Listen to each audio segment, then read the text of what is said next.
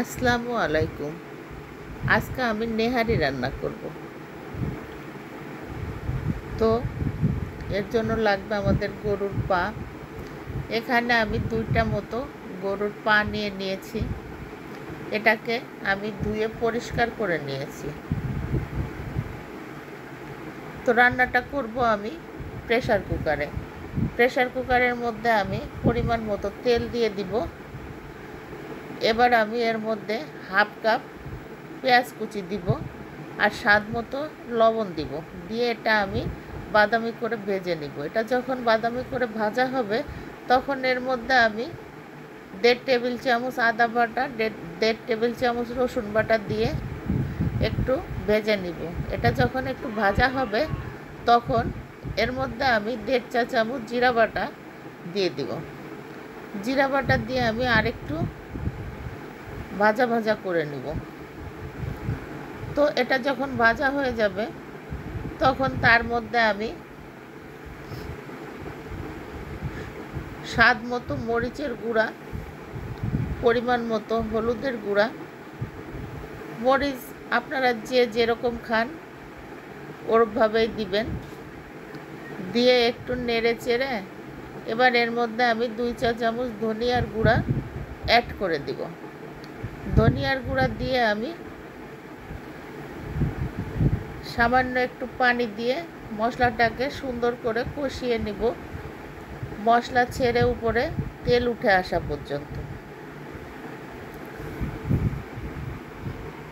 তো মশলা ছেড়ে তেল উপরে উঠে এলে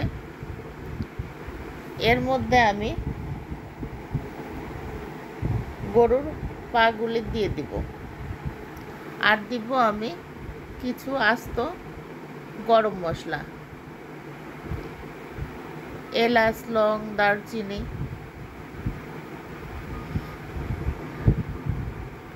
তো গরুর পাগুলা দিয়ে আমি 4-5 মিনিট একটু কষিয়ে নিব।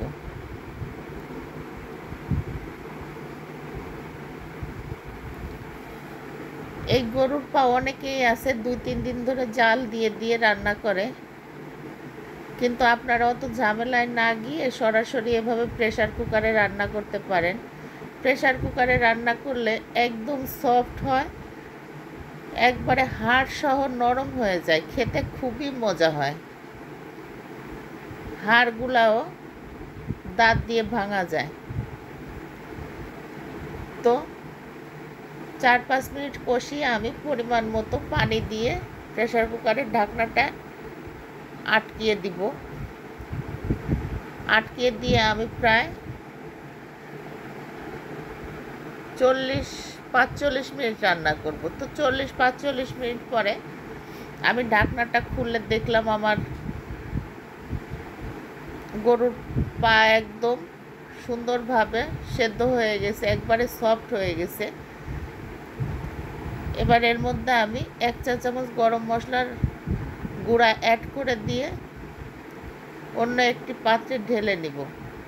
এবার আমি আরেকটি পাত্রের মধ্যে একটু তেল দিব, তার মধ্যে আমি কিছু পেঁয়াজ কুচি আর কিছু রসুন কুচি দিয়ে একটু লাল লাল করে ভেজে নিব। এটা যখন একটু ভাজা হবে লাল লাল তখন তার মধ্যে আমি কিছু আস্ত জিরা দিব,